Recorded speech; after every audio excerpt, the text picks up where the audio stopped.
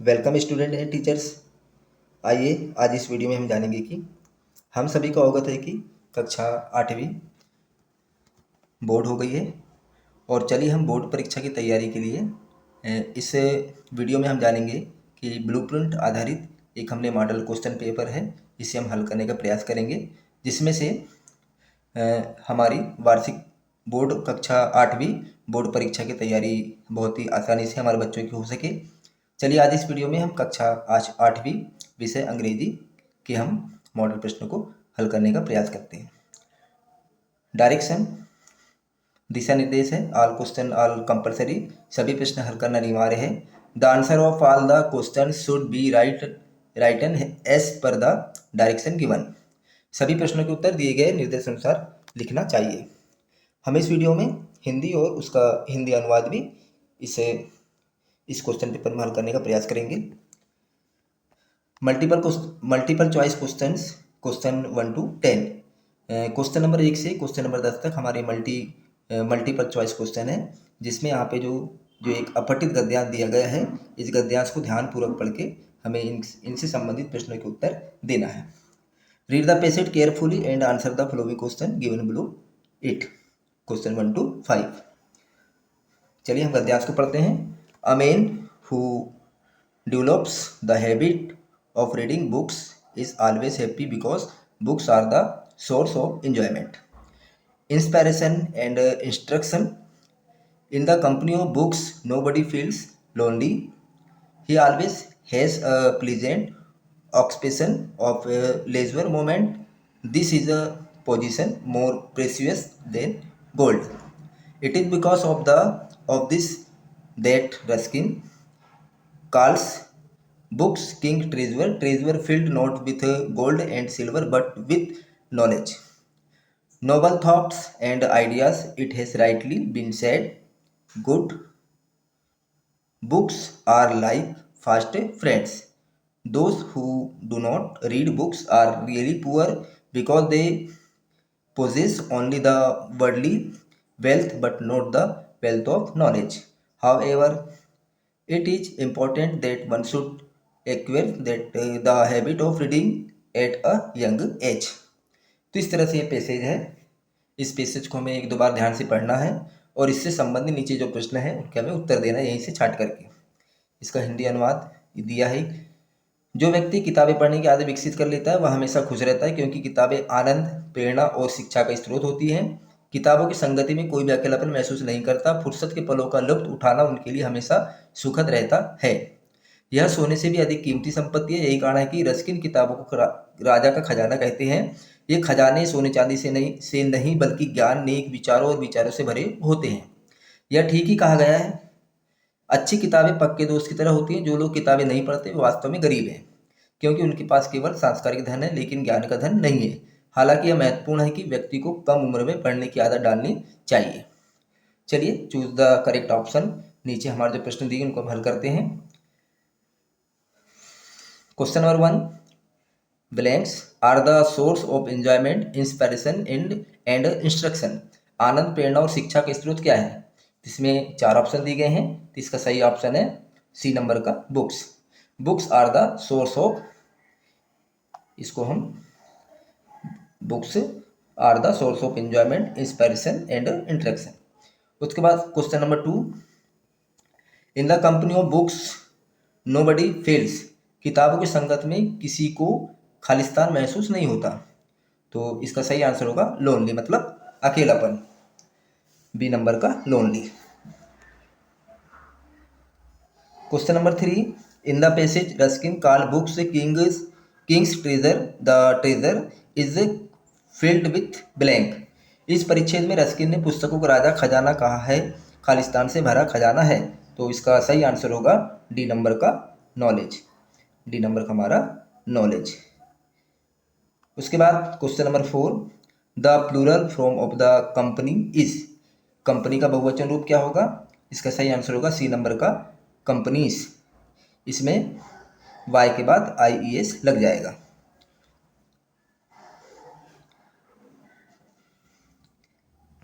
उसके बाद question number 5, the comparative degree of the important is.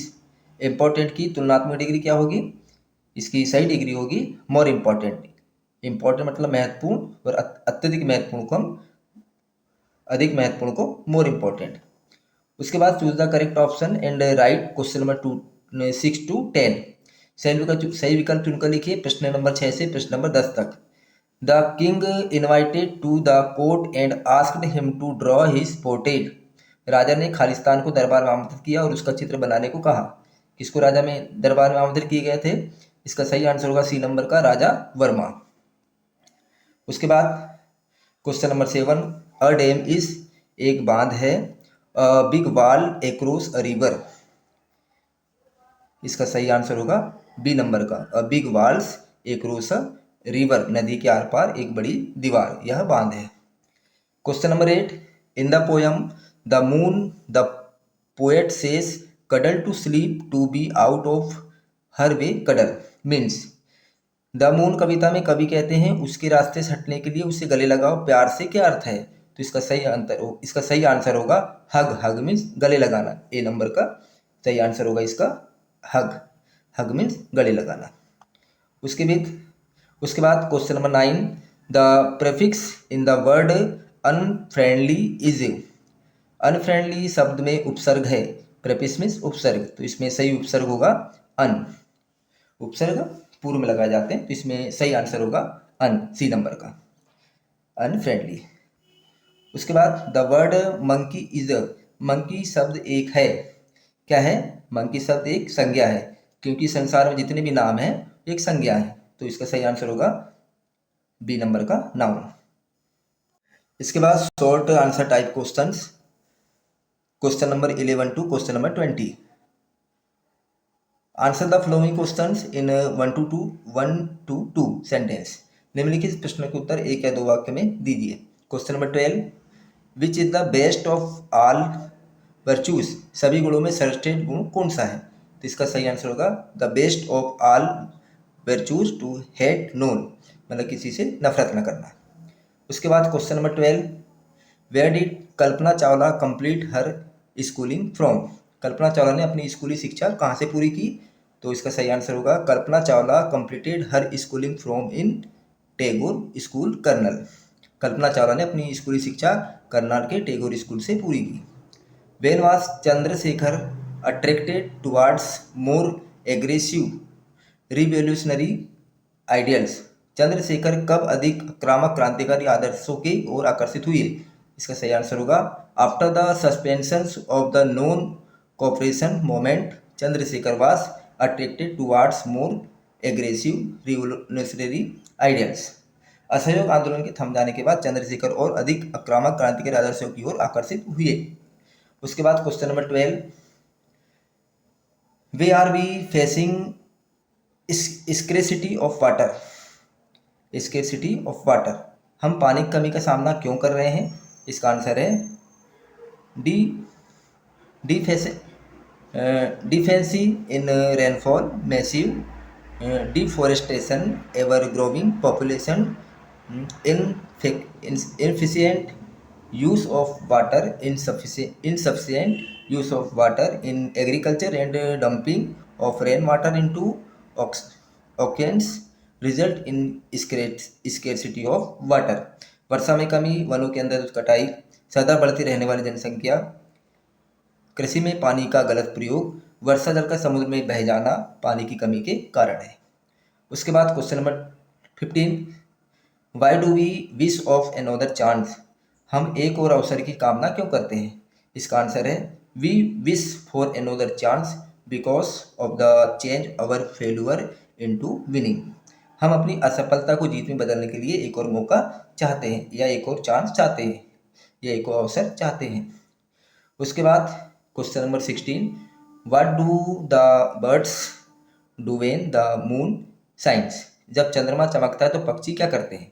इसका आंसर है the birds sleep in the forks of the trees when the moon shines. जब चंद्रमा चमकता है तो पक्षी पेड़ों की टहनियों में सोते हैं। उसके बाद question number 17, change the verbs from simple present to simple past. क्रियाओं को सरल वर्तमान से सरल अतीत में बदलिए। Simple present, simple past. One number का है मोटिवेट, तो इसका सिंपल पास्ट होगा मोटिवेटेड। उसके बाद एम्प्टी मतलब खाली, इसका सिंपल पास्ट होगा एम्प्टेड। तीसरे नंबर का क्लीन, इसका सिंपल पास्ट होगा क्लीन्ड। इस तरह से आगे हम चलो बढ़ते हैं। Question number 18, add the suffix ly to the following word to make them adverbs. निम्नलिखित शब्दों में प्रत्यय ly जोड़कर क्रिया विशेषण बनाएं। इसमें ly जोड़ना है हमें वर्ड्स में, शब्दों में, और हमें क्रिया विशेषण बनाना है। वीक मतलब सप्ताह, तो इसमें ly जुड़ जाएगा तो वीकली हो जाएगा, मतलब साप्ताहिक। मेन ly जुड़ेगा तो मेनली। नाइस ny जुड़ेगा तो नाइसली। उसके बाद question number 19 make compound words with the given words. दिए गए शब्दों के संयुक्त शब्द बनाएं। इसको हमें जोड़ करके बनाना है, जिसमें पहला दिया है लैंड प्लस स्लाइड, तो इसका आंसर होगा लैंडस्लाइड, मतलब भूमि का फिसलना या भूमि का फिसलना। उसके बाद दूसरे नंबर का है फायरवुड, तो इसका सही आंसर होगा फायरवुड, पटाखे। उसके बाद एक्समैन, एक्स प्लस मैन तो एक्समैन हो जाएगा। उसके बाद question number 20, rearrange the letters to make meaningful words. सार्थक शब्द बनाने के लिए अक्षरों को पुनर्व्यवस्थित कीजिए। यहाँ पे अव्यवस्थित जो अक्षर दिए हैं उनको व्यवस्थित करके हमें सार्थक शब्द बनाना है। तो इसकी सही स्पेलिंग होगी पहले नंबर की मेंटर, पहले नंबर की सही स्पेलिंग होगी मेंटर। उसके बाद सेकंड नंबर की सही स्पेलिंग होगी फ्राइडे, और थर्ड नंबर की सही स्पेलिंग होगी मिशन। चलिए आगे बढ़ते हैं। Long answer type questions. Question number 21 to 24, answer the flowing questions in 3 to 5 sentence each. निम्नलिखित प्रश्नों के उत्तर 3 से 5 वाक्यों में दीजिए। Question number 21, write a short note on Chipko movement. Chipko आंदोलन पर एक संक्षिप्त टिप्पणी लिखिए। चलिए आंसर इसका, Chipko movement was started in 1973 in Chamoli district of Uttarakhand. It was a non-violent movement aimed at protection and conservation of trees and forest from being destroyed. Chipko means embrace, as the villagers used to hug the trees and protect them from wood cutters from cutting them. The Chipko movement gained momentum under Sundarlal Buguna, who spent his whole life educating the villagers to protect against the destruction of the forest. तो इस तरह हमने एक छोटा सा short answer हमने लिखा इसका चिपको आंदोलन पे संक्षिप्त में। इसका हिंदी अनुवाद है, चिपको आंदोलन 1973 में उत्तराखंड के चमोली जिले में शुरू हुआ। यह एक अहिंसावादी आंदोलन था जिसका उद्देश्य वृक्षों व जंगलों को नष्ट होने से बचाना था। चिपको का अर्थ है गले लगाना। गांववासी वृक्षों को लकड़ी काटने वालों से बचाने के लिए उनसे चिपक कर खड़े हो जाते थे। चिपको आंदोलन में सुंदरलाल बहुगुणा के नेतृत्व में गति पकड़ी। उन्होंने अपना सारा जीवन ग्रामीणों को ये सिखाने में लगाया कि वृक्षों व जंगलों के विनाश पर विरोध करो। Question number 22, what do the things that belong to the day do when the moon is out at night. जब रात में चांद निकल जाता है तो दिन की चीज़ें क्या करती हैं। तो इसका सही आंसर है all the things that belong to the day they cuddle to sleep when the moon is out at night. सारे जीव जो दिन से संबंधित है रात में चंद्रमा के निकलने के समय आपस में सटकर सो जाते हैं। उसके बाद क्वेश्चन नंबर 23 में हमें write an application to your headmaster to grant you two days leaves as you are sick. आपके बीमार होने के कारण आपको 2 दिन छुट्टी देने के लिए अपने प्रधानाध्यापक को 1 दिन का आवेदन पत्र 2 दिन का आवेदन पत्र लिखिए। उसके बाद आवेदन पत्र के बाद में question number 24, right the short paragraph on save electricity using clues given the box. Box में दिए गए संकेतों का उपयोग करके बिजली बचाव पर एक संक्षिप्त अनुच्छेद लिखिए। जिसमें बॉक्स में कुछ शब्द कुछ वर्ड्स दिए गए हैं, जैसे switch off lights, work during day time, power saving lamp end devices, unnecessary electric decoration, well ventilated and lighted house. तो इसका हम उपयोग करके हमें एक छोटा सा पैराग्राफ लिखना है सेव इलेक्ट्रिसिटी पर, बिजली बचाओ पे। Answer, life without electricity would be impossible to imagine. We generate electricity using water, coal or natural gas. Saving these natural resources are in some or the other way related to producing and saving electricity. We should know the worth of it. We should switch off the light and fans when we leave the room. We should use power saving lamp and devices so that less electricity is consumed. We should try to fix our work during daytime to save electricity.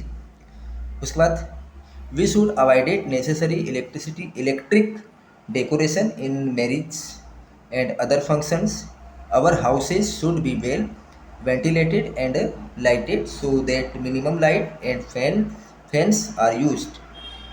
Unnecessary use of electrical applications should be avoided. Automatic electric iron should be used because they switch off themselves when hot.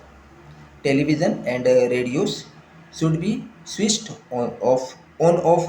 Someone is watching our listening to them. Otherwise, they should be switched off. Hope if above precautions are taken, we can save much electricity for our future. तो इस तरह से हमने save electricity पे संकेत कोष्टक में दिए गए संकेतों का उपयोग करके, क्लू का उपयोग करके एक शॉर्ट पैराग्राफ तैयार हो गया। चलिए इसको हम हिंदी में इसका अनुवाद कर लेते हैं। हिंदी अनुवाद, बिजली के बिना जीवन की कल्पना करना संभव होगा। हम पानी, कोयला या प्राकृतिक गैस का उपयोग करके बिजली पैदा करते हैं। इन प्राकृतिक संसाधनों को बचाना किसी न किसी तरह से बिजली उत्पादन और बचत से संबंधित है। हमें इसकी कीमत पता होनी चाहिए। जब हम कमरे से बाहर निकलते तो हमें लाइट और पंखे बंद कर देने चाहिए। हमें बिजली बचाने वाले लैंप और उपकरणों का उपयोग करना चाहिए ताकि कम बिजली की खपत हो। हमें बिजली बचाने के लिए दिन के समय अपना काम खत्म करने का प्रयास करना चाहिए। हमें विवाह और अन्य समारोह में अनावश्यक विद्युत सजावट से बचना चाहिए। हमारे घर अच्छी तरह हवादार और रोशनी वाले होने चाहिए ताकि कम से कम रोशनी और पंखे का उपयोग हो। बिजली उपकरणों के अनावश्यक उपयोग से बचना चाहिए। स्वचालित इलेक्ट्रिक आयरन का उपयोग करना चाहिए क्योंकि गर्म होने पर वो स्वयं बंद हो जाते हैं। यदि टेलीविज़न और रेडियो कोई देख रहा हो या सुन रहा हो तो उन्हें चालू कर देना चाहिए, अन्यथा इन्हें बंद कर देना चाहिए। मुझे आशा है कि यदि उपरोक्त सावधानी बरती जाए तो हम अपने भविष्य के लिए काफ़ी बिजली बचा सकते हैं। तो शिक्षक साथियों एंड स्टूडेंट्स, हमने इस वीडियो में हमने कक्षा 8वीं जो बोर्ड परीक्षा की तैयारी के लिए ब्लूप्रिंट आधारित एक मॉडल प्रश्न पत्र को हमने हल किया है। आप इस वीडियो के साथ बने रहें। इस वीडियो को अधिक से अधिक अपने साथियों तक शेयर करिए, वीडियो को लाइक करिए और चैनल को सब्सक्राइब करिए, जिससे आपको इसी तरह चैनल में इसी तरह वीडियो का नोटिफिकेशन प्राप्त होता रहे। Thanks for watching.